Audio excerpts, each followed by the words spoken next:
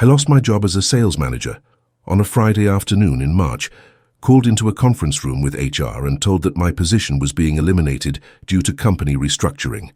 I had worked there for 6 years, consistently hit my targets, built strong client relationships, and genuinely believed I was secure in my role despite hearing rumors about layoffs in other departments. The severance package was decent, 3 months' salary and continuation of benefits. But it didn't change the fact that I was 33 years old, suddenly unemployed, and terrified about how I would pay our mortgage and bills while searching for a new job in a tight market. I drove home that afternoon rehearsing how I would tell my wife Lauren, trying to frame the news in a way that wouldn't panic her, but also being realistic about the financial pressure we would face in the coming months. We had some savings, maybe enough to cover 4 months of expenses if we were careful, but after that we would be in serious trouble if I hadn't found new employment. Lauren's reaction when I told her was worse than I had anticipated, her face going pale and then flushing with anger as she processed what my job loss meant for our financial situation. "How did this happen, Marcus? You told me your job was secure, that you were doing well there. Now you're telling me you got laid off with only 3 months severance?" Her tone was accusatory, like I had deliberately misled her or failed to protect our household income. I tried to explain that restructuring decisions happened above my level and weren't based on individual performance, but she wasn't interested in explanations. "This is a disaster. We have a mortgage, car payments, credit card debt. How are we supposed to survive while you look for a new job that probably won't pay as much as the one you just lost?" The lack of empathy or support in her response hurt more than the actual job loss, making me feel like I had failed as a husband rather than just been unlucky in a corporate restructuring. I had expected her to be worried but supportive, to tell me we would figure it out together. Instead, she was treating my unemployment as a personal betrayal that I had inflicted on her deliberately. The next 3 months were brutal as I sent out hundreds of applications, went on dozens of interviews, and watched our savings drain away while no job offers materialized. The market was saturated with experienced sales professionals who had also been laid off, and I was competing against people with better credentials or more specialized industry experience than I had. Lauren became increasingly cold and distant, making comments about how we couldn't afford anything anymore, how embarrassing it was to tell her friends and family that I was unemployed, how she had thought she was marrying someone who could provide stability. Every conversation turned into a fight about money or my job search, and she started going out with friends more often, coming home late, clearly avoiding spending time with me in our increasingly tense household. I felt like I was drowning in rejection. Rejected by employers who didn't want to hire me, rejected by my wife who had apparently married me for financial security rather than actual partnership. The combination of professional failure and personal rejection pushed me into a depression that made it even harder to present well in interviews or maintain the energy needed for an effective job search. It was 4 months after the layoff, when our savings were completely gone, and we had started missing mortgage payments, that Lauren delivered the final blow to our already collapsing marriage. "I can't do this anymore, Marcus. I didn't sign up to be married to someone who can't even get a job after 4 months of looking. I'm moving in with my sister, and I think we should get a divorce. This isn't working." Her announcement was delivered with cold finality, like she had been planning this conversation for weeks and had already made up her mind completely. I stared at her in shock, unable to process that she was actually leaving me in the middle of the worst crisis of my life. "Lauren, I know things are hard right now, but I'm doing everything I can to find work. The market is just difficult. If you could just give me more time." She cut me off before I could finish. "I've given you 4 months, Marcus. That's plenty of time. The truth is, you're not the person I thought I married. I thought you were ambitious and capable, someone who would build a good life for us. Instead, you're broke and unemployed and dragging me down with you. I'm not going to waste my life being poor because you can't get your career together." The cruelty and selfishness in her words stunned me into silence, and I watched her pack her belongings over the next 2 days without trying to stop her or convince her to stay. She moved out on a Tuesday morning, taking her car and most of the furniture we had purchased together, leaving me alone in a half-empty house I could no longer afford, with a mortgage I couldn't pay, and a marriage that had apparently been contingent on my ability to provide financial security, rather than built on actual love or partnership. The divorce papers arrived 3 weeks later, and I signed them without fighting because I had no money for a lawyer and no emotional energy left to contest a marriage that Lauren had clearly checked out of months ago. The house went into foreclosure. I moved into a cheap studio apartment in a rough neighborhood, and I hit absolute rock bottom both financially and emotionally. I was 34 years old, divorced, broke, unemployed for 5 months with no prospects, and questioning whether I had any value or capability at all if even my own wife had given up on me. The rejection and failure felt total and permanent, like I would never recover from this combination of professional and personal devastation that had destroyed every aspect of the life I thought I was building. It was during that lowest point, sitting alone in my depressing studio apartment, with exactly $247 in my bank account and no job prospects on the horizon, that I stumbled across something that would change my entire trajectory. I was scrolling through social media late at night, unable to sleep because of anxiety about how I would pay next month's rent, when I saw a post from an old college friend about a side business he had started selling organizational products on Amazon. The post wasn't bragging or trying to recruit anyone, just sharing his excitement about hitting his first $10,000 month selling simple household items he had sourced from manufacturers and branded himself. I clicked through to his product listings and was shocked by how basic they were. Drawer organizers, closet storage bins, kitchen gadget holders. Nothing innovative or complicated, just functional products with decent branding and good customer reviews. The idea sparked something in my brain that had been dormant during months of failed job applications. What if instead of begging companies to hire me, I built something of my own that didn't require anyone's permission or approval? I spent the next week obsessively researching the Amazon FBA business model, learning about product sourcing from manufacturers in China, import logistics, branding and packaging, marketing strategies, and the economics of selling physical products online. The barriers to entry were surprisingly low. I could start with a single product, order a small initial inventory, and test the market without huge upfront capital. The challenge was that I only had a few $100s to my name, nowhere near the $3,000, $5,000 most guides suggested as minimum starting capital. But I was desperate enough and motivated enough that I decided to try anyway with whatever resources I could scrape together. I pawned my laptop and some other possessions to raise $800, researched products with low minimum order quantities, and found a manufacturer in China who would produce 200 units of a simple bamboo utensil organizer for $600 including shipping. I used the remaining $200 to create basic branding, photography, and Amazon listing setup, working from the public library since I no longer had a computer. The whole venture felt simultaneously exciting and terrifying. I was betting my last dollars on a business model I had learned about a week ago with no guarantee it would work. The first batch of inventory arrived 6 weeks later, and I spent an entire weekend in my tiny apartment inspecting each unit, applying branded labels, and preparing everything for shipment to Amazon's warehouse. When the products went live on Amazon, and I got my first sale notification at 2 in the morning, I felt a surge of hope and validation that I hadn't experienced in months. That first day, I sold 3 units at $24.99 each, generating about $45 in profit after Amazon fees and product costs. It wasn't much, but it was money I had earned through my own effort and initiative, rather than begging for from an employer or depending on someone else to give me an opportunity. Over the following weeks, sales gradually increased as customer reviews accumulated, and Amazon's algorithm started showing my product to more potential buyers. By week 8, I was selling 5 to 7 units per day, generating around $200 per week in profit that I immediately reinvested into ordering more inventory and developing a second product. The business wasn't making me rich yet, but it was keeping me afloat financially and giving me a sense of purpose and progress that job applications had never provided. The turning point came about 4 months into the business when I launched my third product, a set of drawer dividers for clothing organization, and it became unexpectedly popular, selling 30 to 40 units per day within weeks of launch.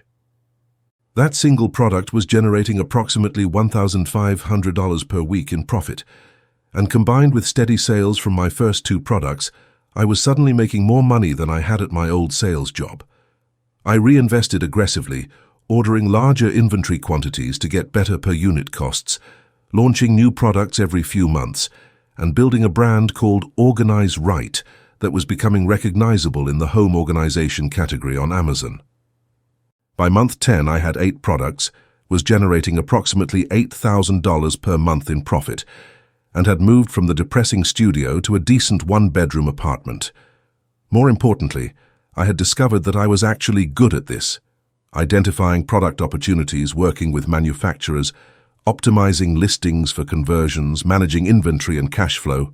The skills I had developed in sales translated well to e-commerce, and I was building something that was entirely mine, that succeeded or failed based on my decisions and effort, rather than corporate politics or economic factors beyond my control. By month 18, I had expanded beyond just Amazon to selling on other platforms, and had begun working directly with major retailers to get my products into physical stores. My first big break came when a buyer from Target agreed to test 4 of my organizational products in 50 stores, and when they sold well, the order expanded to 500 stores nationwide. Seeing my products on Target shelves with my Organize Right branding was surreal in the best way, tangible proof that I had built something real and substantial from absolutely nothing. The Target relationship led to conversations with other major retailers, and within 2 years of starting the business, I had products in Target, Walmart, Container Store, and Bed Bath & Beyond, generating approximately $2.3 million in annual revenue with profit margins around 35% after all costs. My personal income had gone from zero to over $800,000 annually, and I had built a real company with inventory warehouses, relationships with dozens of manufacturers, and a brand that customers recognized and trusted. The broke, unemployed guy that Lauren had left was gone, replaced by an entrepreneur who had taken his desperation and turned it into a thriving business that was growing faster than I could have imagined possible when I started with $800 and a prayer. It was during year 3, when the business had grown to over $4 million in annual revenue, and I was exploring expansion into new product categories, that I had the moment of clarity that would define my entire approach to success going forward. I was working 16-hour days, obsessing over every detail of the business, stressed about competition and market changes and the constant pressure to grow faster. One evening, after a particularly frustrating call with a manufacturer about quality issues, I was sitting in my home office, feeling overwhelmed and questioning whether all this success was actually making me happy or just creating different kinds of stress than unemployment had. I grabbed a book from my shelf that a business mentor had recommended months ago, but that I had never gotten around to reading.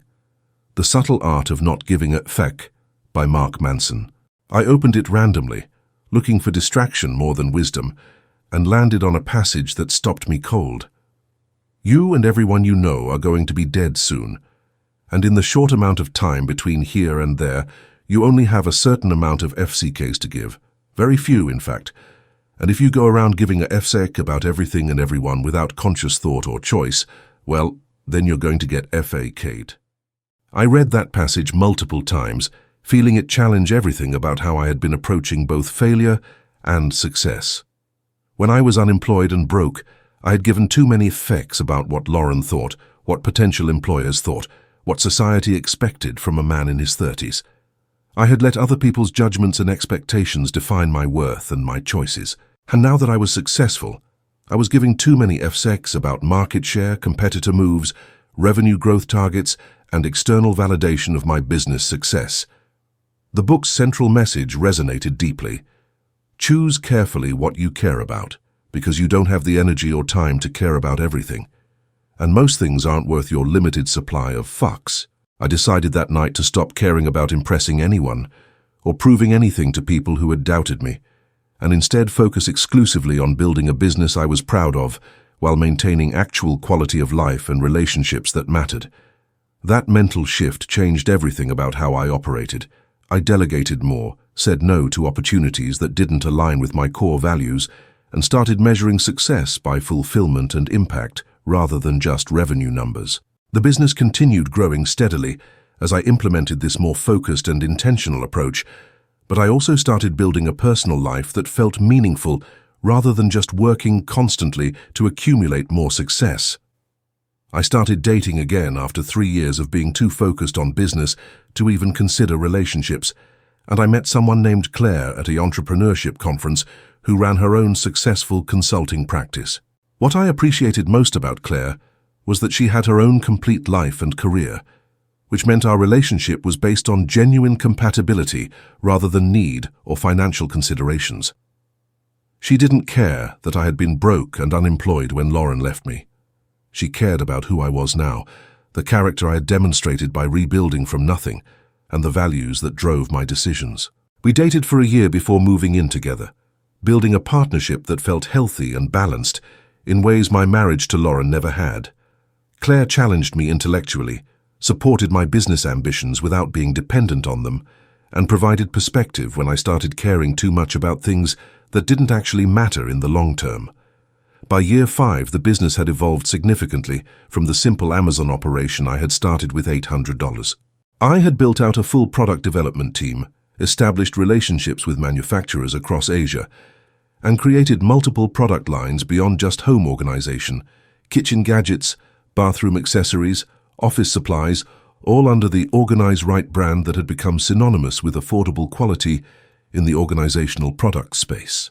Annual revenue had grown to approximately $12 million, with net profit margins around 30%, and my personal net worth had crossed $4 million through retained earnings and the increasing value of the company.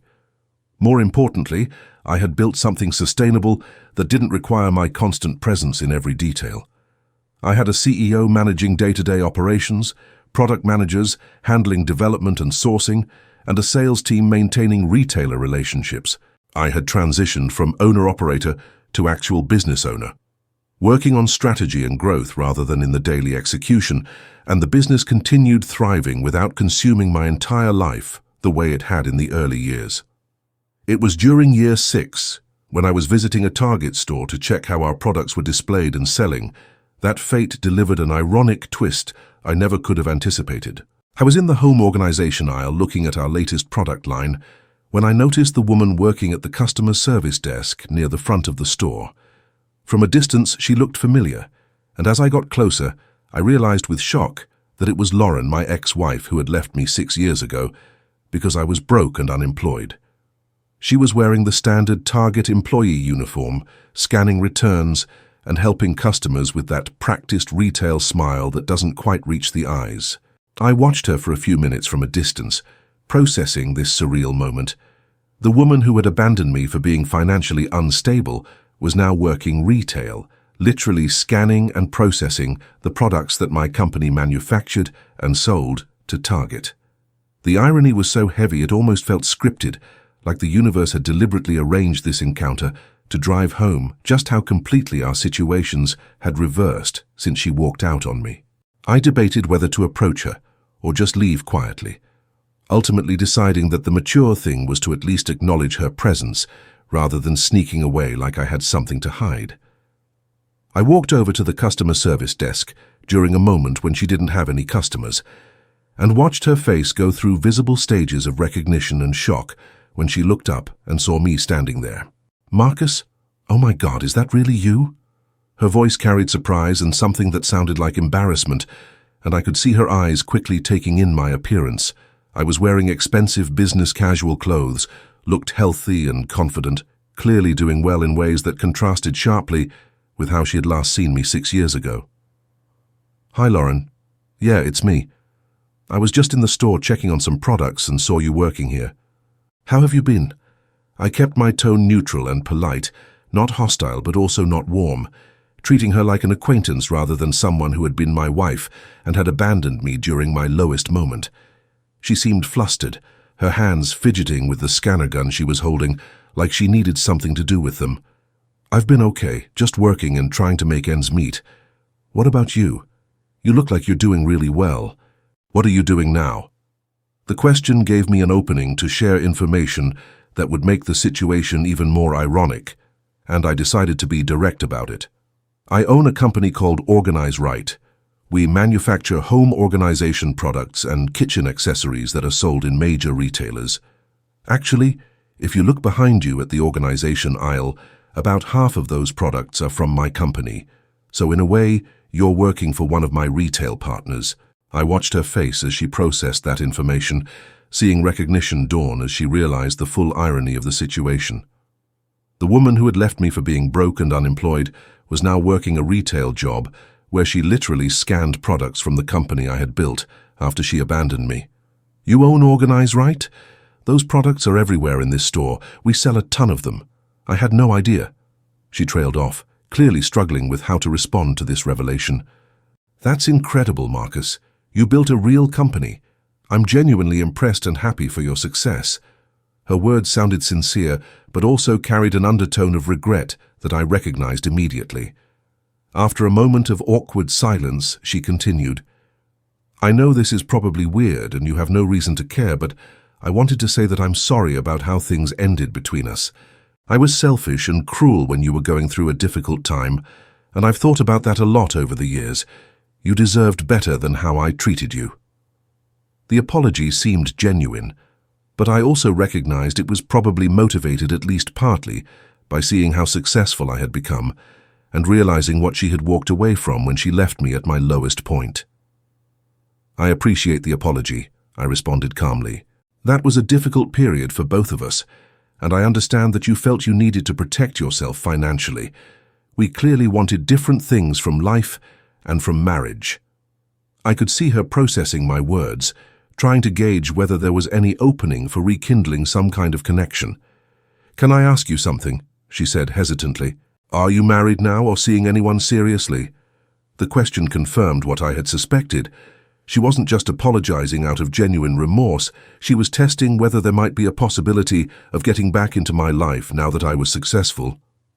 I'm in a serious relationship, yes. I've been with my partner Claire for about 4 years now. She's a business consultant, runs her own practice, and we're very happy together. I watched Lauren's face fall slightly at that information, recognizing that whatever hope she might have had about reconnecting was now definitively closed off. That's great. I'm happy for you, she said, though her tone suggested otherwise. Listen, I know this is probably inappropriate given our history and the fact that you're with someone, but would you be willing to meet for coffee sometime? Not for anything romantic. I just feel like there are things I'd like to say to you properly that I can't say here at my job, and I'd appreciate a chance to have a real conversation about what happened between us. The request made me uncomfortable, because I knew from experience that these kinds of conversations rarely stayed purely platonic or closure-focused. They usually turned into attempts to reopen doors that should stay closed. I don't think that's a good idea, Lauren. I appreciate you apologizing, and I genuinely wish you well, but meeting up would just be reopening a chapter that's been closed for 6 years. We've both moved on with our lives, and that's how it should stay. She looked hurt but nodded in acceptance. I understand. Well, congratulations again on your success. You clearly made the right choices after I left, even though I couldn't see it at the time. I said goodbye and walked out of the store, feeling a complex mix of emotions, but also clear that I had handled the encounter appropriately by being cordial without opening any doors to future contact. The encounter with Lauren stayed with me for the next several days, not because I had any lingering feelings or regrets, but because it forced me to reflect on just how dramatically my life had changed since she walked out 6 years ago. The man she had left was broken, desperate, and defined by external circumstances he couldn't control: unemployment, financial ruin, and the crushing weight of other people's expectations and judgments.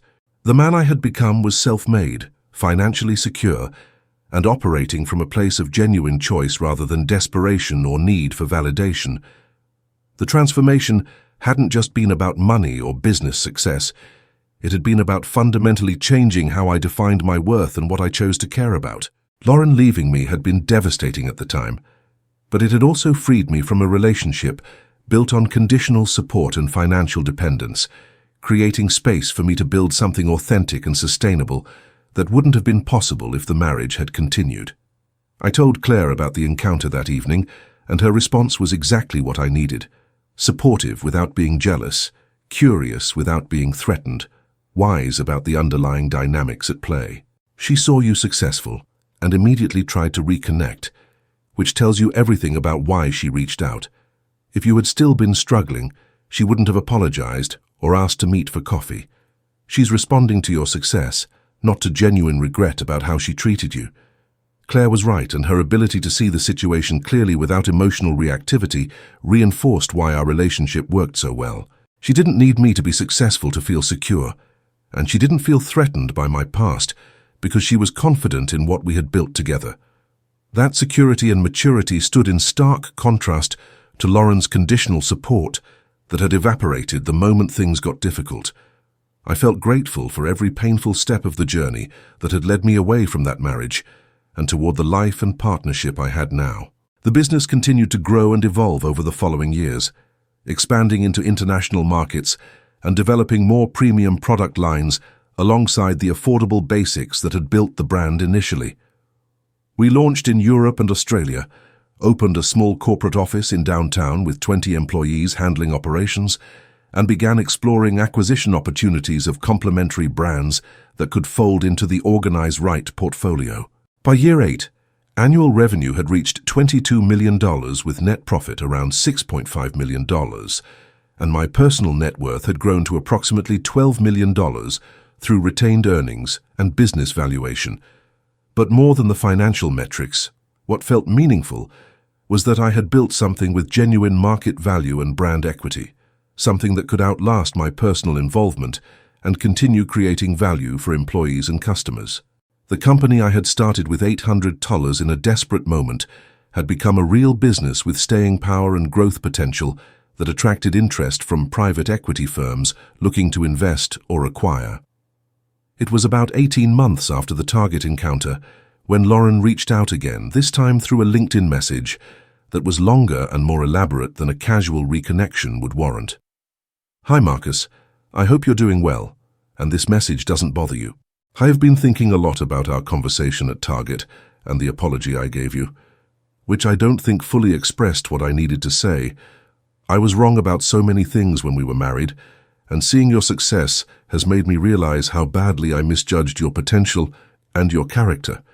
I'm not in a good place financially or emotionally right now, and I know I have no right to ask this after how I treated you.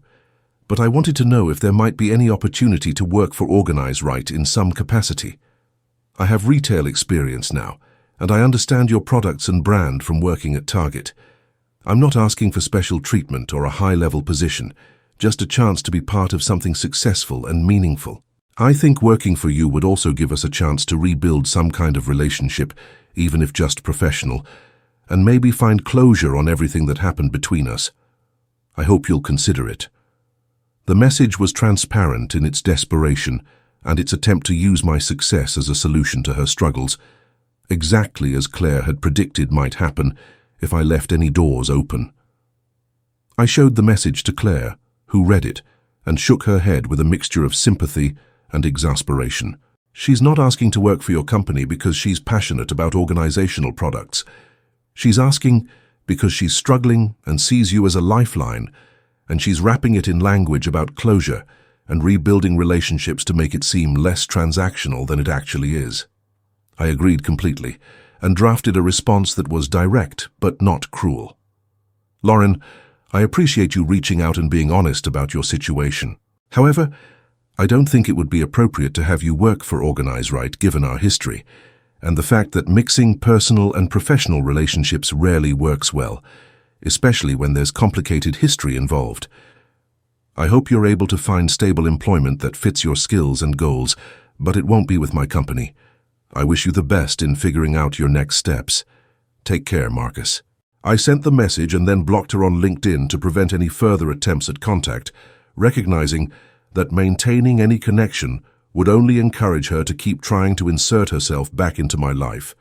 Lauren didn't give up after the LinkedIn rejection, and over the following months I received occasional messages through various channels, an email to my business address, a handwritten letter sent to the company office, even a message passed through a mutual acquaintance from our married days, who she had convinced to reach out on her behalf.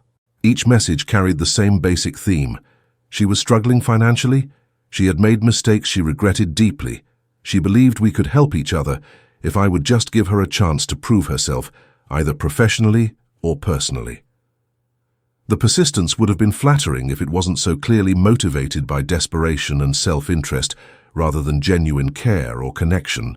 I responded to none of them, maintaining the boundary I had established and refusing to let guilt or sympathy pull me back into any kind of relationship with someone who had abandoned me when I needed support and was now trying to attach herself to my success. Claire supported my decision completely, recognizing that any engagement would only encourage more attempts and that sometimes the kindest thing you can do for someone is refuse to be their Ting when they need to learn to swim on their own. The final attempt came about 2 years after the target encounter, when Lauren showed up unannounced at my office building, asking the receptionist if she could speak with me about an urgent personal matter. My assistant called to warn me that my ex-wife was in the lobby and seemed distressed, asking if I wanted security to escort her out or if I was willing to meet with her briefly.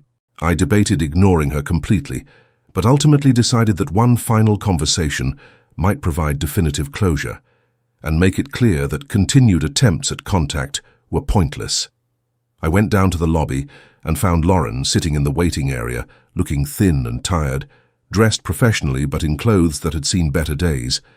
"Lauren, you can't show up at my workplace unannounced like this. What do you want?" I kept my voice low but firm, aware that we were in a semi-public space with employees and visitors around. She stood up quickly, her hands clasped together almost in a pleading gesture. "Marcus, I'm sorry for coming here, but you haven't responded to any of my messages and I'm desperate. I'm about to be evicted from my apartment. I can barely afford to eat and I have nobody else to turn to. Please, I'm not asking for much, just enough help to get stable so I can get back on my feet." The request for direct financial assistance was more honest than her previous attempts to get a job or reconnect emotionally, but it was also crossing a line that I had no intention of allowing. "Lauren, I'm sorry you're struggling, but I'm not going to give you money or solve your problems for you. You made a choice 6 years ago to leave me when I was in exactly the situation you're in now. Broke, desperate, and struggling to survive. I didn't have anyone to bail me out, and I had to figure it out myself through hard work and taking risks. You can do the same thing." She started crying, which drew uncomfortable glances from people in the lobby. "That's different. You had skills and options that I don't have. I'm just asking for temporary help to get through this rough patch, not a handout for the rest of my life. Don't you think you owe me something after everything we went through together?" The suggestion that I owed her anything after she abandoned me in my lowest moment was so absurd that I almost laughed. "I don't owe you anything, Lauren. Our marriage ended when you decided my unemployment made me unworthy of your support. You don't get to come back now that the situation is reversed and claim I have some obligation to help you." I gestured for security to come over, recognizing that this conversation needed to end before it became more of a scene. "I'm going to have security escort you out, and I need you to understand that if you come back here again or continue trying to contact me, I'll get a restraining order. I genuinely hope you figure out your situation, but I'm not going to be part of your solution. You need to take responsibility for your own life the way I had to take responsibility for mine when you left." Security arrived and I walked back to my office without looking back, hearing Lauren's voice calling after me with final desperate pleas that I ignored completely. My assistant asked if I was okay when I returned, and I assured her I was fine, just dealing with someone from my past who couldn't accept that the past was over.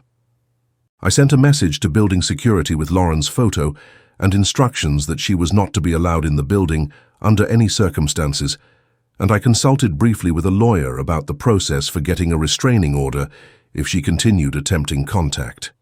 The encounter left me feeling drained but also resolved. I had given her clear boundaries and consequences, and if she violated them, I would follow through with legal action without hesitation or guilt.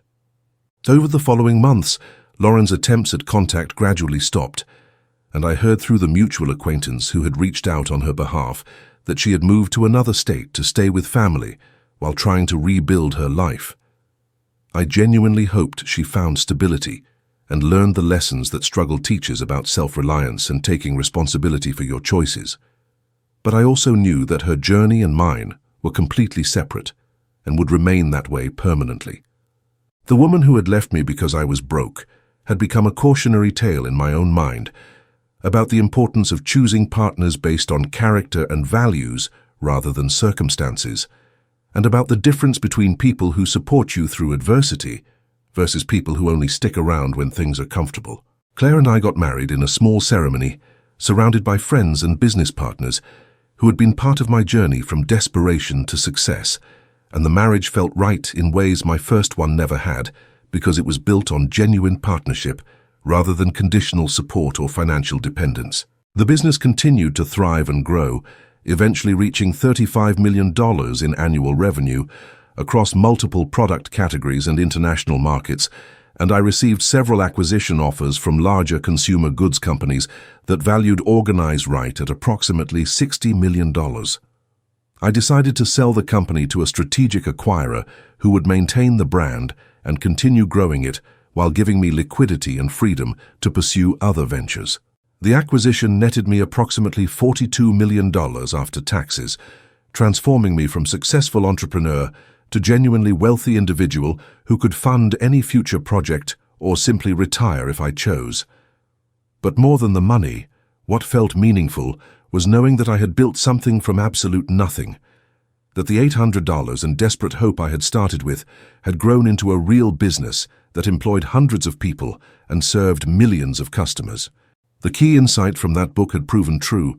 By choosing carefully what I gave a fuck about and refusing to waste energy on things and people that didn't matter, I had built a life of genuine value and meaning that no one could take away. Lauren was somewhere else living whatever life she had managed to build, occasionally scanning products at retail jobs and probably thinking about what might have been if she had stayed. Meanwhile, I was building new ventures, traveling the world with Claire, supporting causes I cared about through philanthropy, and living proof that sometimes the worst thing that happens to you, being abandoned when you're broke and desperate, turns out to be the best thing because it forces you to become someone capable of building extraordinary things without depending on anyone else's approval or support.